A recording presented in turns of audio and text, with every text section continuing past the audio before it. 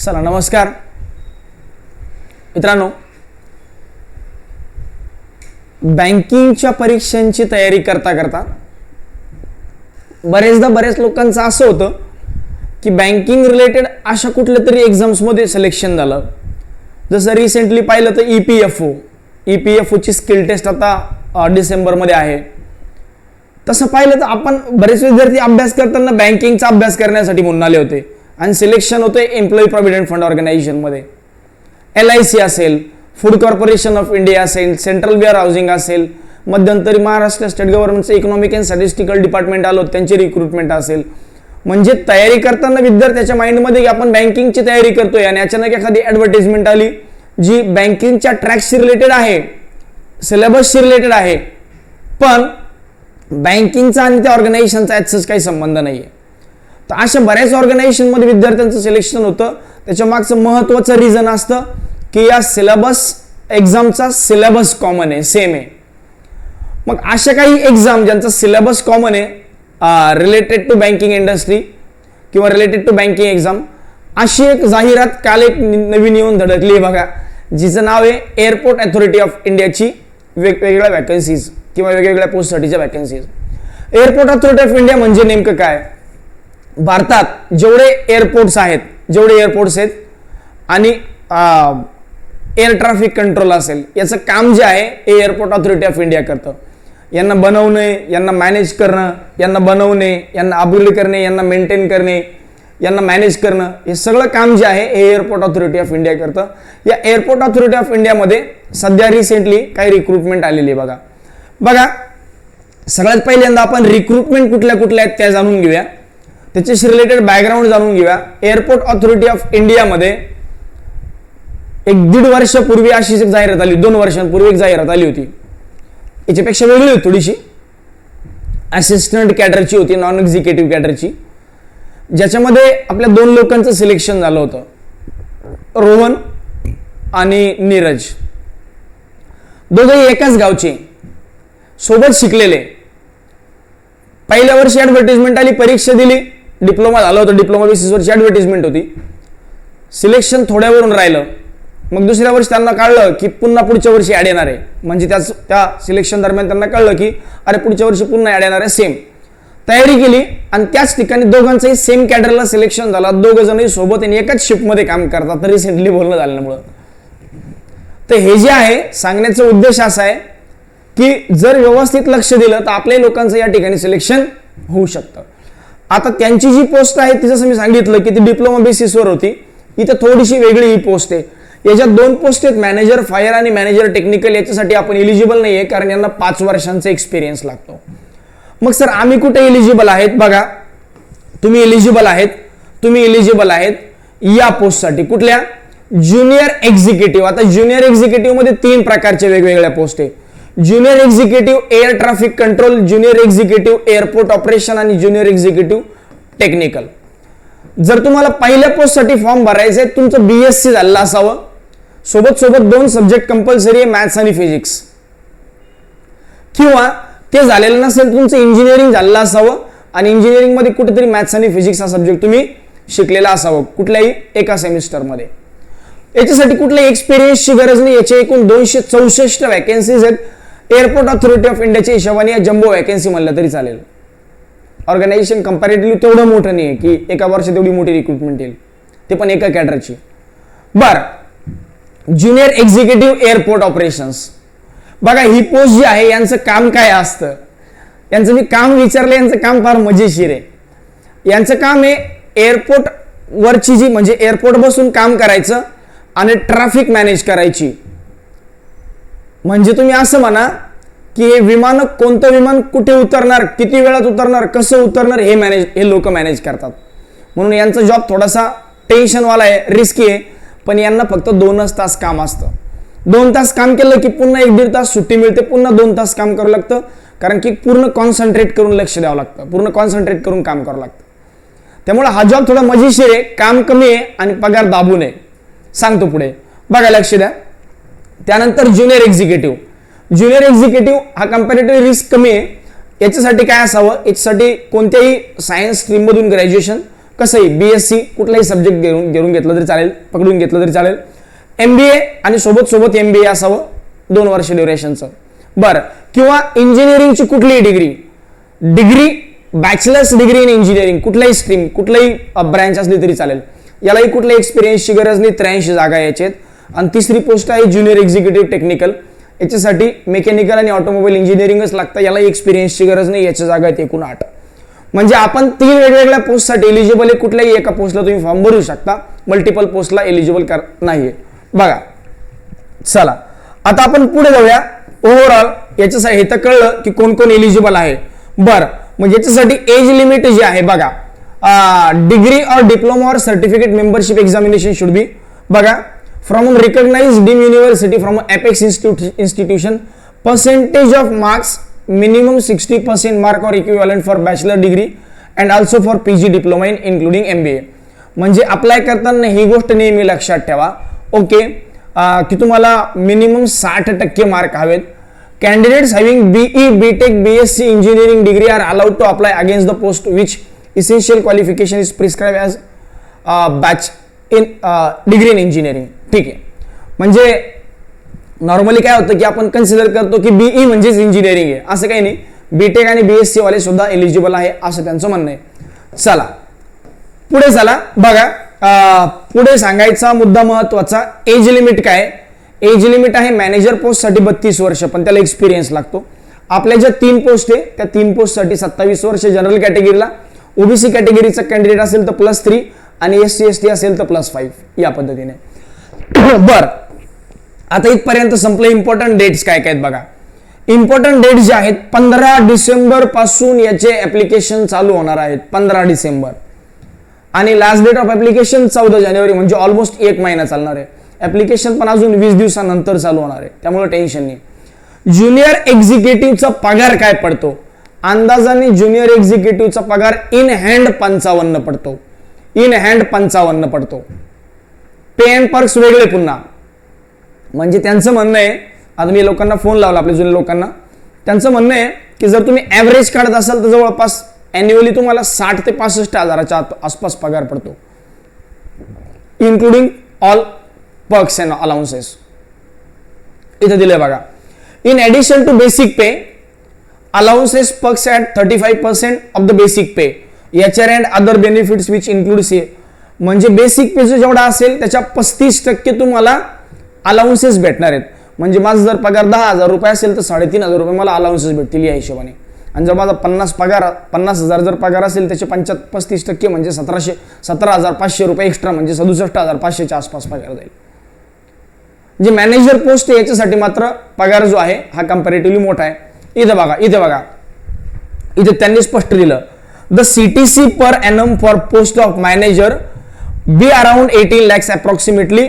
For the post of junior executive it will be around 12 lakhs. म्हणजे यांच्या हिशोबाने तर पगार जवळपास 1 लाख रुपयाच्या आसपास पडतो. 1 लाख रुपयाच्या आसपास. 12 lakh पर एनम, वर्षाला 12 लाख, म्हणजे महिन्याला जवळपास 1 लाख रुपये. हे कधी, जेव्हा तुमचं ट्रेनिंग पिरियड संपेल, सगळ्या गोष्टी संपेल आणि तुम्ही सगळ्या गोष्टी क्लिअर करून मग पुढे जाताल अशा वेळेस. ठीक आहे, चला आता पुढे जाऊया. आता जर त्यांनी 1 लाख पगार म्हणलं तरी आपल्या हातात मी जसं सांगितलं तेवढा अराउंड पगार, त्याच्यापेक्षा जास्तच पगार पडेल. ठीक आहे. सगळ्यात महत्वाची गोष्ट काय, जॉबमध्ये तेवढं हेक्टिकवाला जॉब नाही आहे. जॉब स्टेटस चांगले आहे, सगळ्यात महत्वाची गोष्ट त्यांच्या म्हणण्यानुसार. आता इम्पॉर्टंट इन्स्ट्रक्शन मध्ये सगळ्यात महत्वाचं सिलेक्शन प्रोसेस कशी आहे बघा. सिलेक्शन प्रोसेस कशी आहे बघा, समजून घ्या सिलेक्शन प्रोसेस कशी आहे. बरं, एक महत्वाची गोष्ट आहे बघा, rounded off the percentage of marks will not be acceptable under any circumstances for consideration. जर तुम्हाला 59.99% असतील तर तुम्ही 60% म्हणू शकत नाही, तुम्हाला 60% पेक्षा जास्त असावे. चला, एक गोष्ट माझ्या बोलण्यात एक्स्ट्रा आली बघा, जिला मी थोडंसं करेक्ट करतो. Candidates can apply for multiple post with separate registration for each post. एक गोष्ट वरती सांगण्यात माझ्याकडनं चुकली की मल्टिपल पोस्ट साठी अप्लाय करता येत नाही, करता येतं. Candidates can apply for multiple number of post with separate registration for each post. म्हणजे एक विद्यार्थी मल्टिपल पोस्टला अप्लाय करू शकतो वेगवेगळ्या याच्यानुसार, रजिस्ट्रेशननुसार. त्यांनी सांगताना मला थोडं सांगितलं असेल, त्यांच्या वेळेस वेगळा क्रायटेरिया असेल, यावेळेस थोडासा वेगळा criteria. Subject to the candidate condition, हा ठीक आहे, हे काही प्रॉब्लेम नाही. म्हणजे जेवढे जागेसाठी तुम्ही एलिजिबल आहात तेवढ्या जागेसाठी तुम्ही फॉर्म भरू शकता. बघा आता पुढे बघा, पुढे जाऊया. महत्वाची इन्स्ट्रक्शन म्हणजे सिलेक्शन प्रोसेस नेमकी कशी आहे. बघा आता याच्यामध्ये सिलेक्शन प्रोसेस पाहताना एक सगळ्यात महत्वाची गोष्ट आहे की on the basis of detail furnishing application form candidates shall be called for online examination. म्हणजे तुम्ही एकदा फॉर्म भरला की तुम्हाला ऑनलाईन एक्झामला बोलावण्यात येईल. आता ऑनलाईन एक्झामचा पॅटर्न कसा असेल त्याच्याबद्दल मी पुढे सांगतो. सगळ्यात महत्वाचं, या एक्झामला कुठलीही निगेटिव्ह मार्किंग नाहीये. सो तुम्ही दनादन तुक्के मारू शकता, प्लीज असं करू नका, गमतीचा भाग सांगतोय. बर, जे व्यक्ती ऑनलाईन एक्झाम पास करतील, अशा लोकांना document verification, interview, physical measurement test, endurance test, driving test, vocal test, एवढं का नाही, ते प्रत्येक एक्झाम साठी वेगवेगळे, सगळ्यांसाठी नाहीये. पुढे सांगतो बघा, कोणत्या पोस्टला नेमक्या कोणकोणत्या टेस्ट आहेत. बघा, कॅन्डिडेट्स ऑलरेडी वर्किंग, यांना एनओसी सर्टिफिकेट द्यावं लागेल, तो भाग झाला वेगळा. चला आता वन बाय वन समजून घेऊया की कोणकोणत्या पोस्टसाठी काय काय. बघा, मॅनेजर्स पोस्टसाठी हा क्रायटेरिया आहे. मॅनेजर पोस्टसाठी हा क्रायटेरिया, आपण तर मॅनेजर नाहीये. मॅनेजर पोस्टसाठी हा क्रायटेरिया आहे, आपल्याला मॅनेजरसाठी अप्लाय करायचं नाहीये. बरं, आपल्याला कुठल्या पोस्टसाठी अप्लाय करायचंय. बघा, आपल्याला पोस्टसाठी अप्लाय करायचं आहे air traffic control, junior executive कॅडरसाठी आपल्याला अप्लाय करायचंय. मग बघा इथे समजून घ्या, इथपर्यंत मॅनेजर आहे. For the post of junior executive airport operation, light motor vehicle licence is essential. चला, म्हणजे एटीसी साठी तुम्हाला 4 व्हीलरचं लायसन लागतं. टेम्पररी किंवा लर्निंग लायसन अलाउड नाहीये. अजून भरपूर वेळ आहे तुमचं, त्यावेळेपर्यंत लायसन येऊन जातं. कधीपर्यंत, जेव्हा डॉक्युमेंट व्हेरिफिकेशनला वगैरे तुम्ही जाताल त्यावेळेपर्यंत. त्यामुळे लायसन तुम्हाला कंपल्सरी आहे. आजच्या आज ही प्रोसेस तुम्ही करून टाका. For the post of junior executive air traffic control, online examination will be followed by document verification. बघा, document verification, voice test, background verification. म्हणजे एअर ट्रॅफिक कंट्रोल साठी या 3 स्टेज आहेत. Candidate shall have minimum proficiency spoken and written in English level 10+2 standard. 10वी आणि 12वी लेवलचं English लिहिता वाचता यावं, लिहिता बोलता यावं. बरं, ही एक टेस्ट आहे बघा इंटरनॅशनल लेवलची. याच्याबद्दल मी थोडी इन्क्वायरी केली. हे ICAO टेस्ट काय, तर ICAO लँग्वेज टेस्ट जी आहे ही इंटरनॅशनल सिव्हिल ऑर्गनायझेशनची लँग्वेज प्रोफिशियन्सी टेस्ट असते. पण ही टेस्ट ड्युरिंग ट्रेनिंग तुम्हाला याचं ट्रेनिंग दिलं जातं. त्यामुळे ही टेस्ट पास करणं काय अवघड नाही. याच्यामध्ये कोणी नॉर्मली फेल होत नसतं, असं मला तिकडनंच माहीत झालंय. ठीक आहे, चला पुढे जाऊया. बर, अजून पुढे गेलो. बघा, हे झालं आपलं एअर ट्रॅफिक कंट्रोल साठीची एलिजिबिलिटी. त्यानंतर बघा बॅकग्राऊंड व्हेरिफिकेशन. इथं the provisional selection of candidates will be as per the merit list prepared on the basis of their performance in online examination, interview, physical measurement, endurance test. म्हणजे overall selection जे आहे हे तुमचं फक्त आणि फक्त exam वरून नाही होणार. हे ओव्हरऑल सिलेक्शन तुमचं याच्यावरून होणार. कशावरून? जेवढ्या टेस्ट तुमच्या आहेत त्याच्यावरून तुमचं ओव्हरऑल सिलेक्शन होणार. बर, इथे बघा, आता ही एक महत्वाची गोष्ट कुठली आहे, याच्यामध्ये जे लोक मॅनेजर आणि एअर ट्रॅफिक कंट्रोल साठी अप्लाय करताय. बघा, the candidate selected for the post of executive air traffic control and manager services shall have to executive security bond of an amount of ₹7 lakhs and 5 lakhs. म्हणजे जर तुम्ही ATC म्हणून तुमचं selection झालं air traffic control junior executive, तुम्हाला 7 लाखांचा bond देणं compulsory आहे. 7 lakhsचा बॉन्ड देणं तुम्हाला कंपल्सरी आहे. जर तुम्ही जॉबमध्ये सोडून गेले ड्युरिंग 3 years, जर तुम्ही सोडून जातायत तर तुम्हाला 7 लाखाचा बॉन्ड. कशाला मला जॉब लागल्यावर लाख रुपये पगार असल्यावर मी कशाला जॉब सोडून जाईल.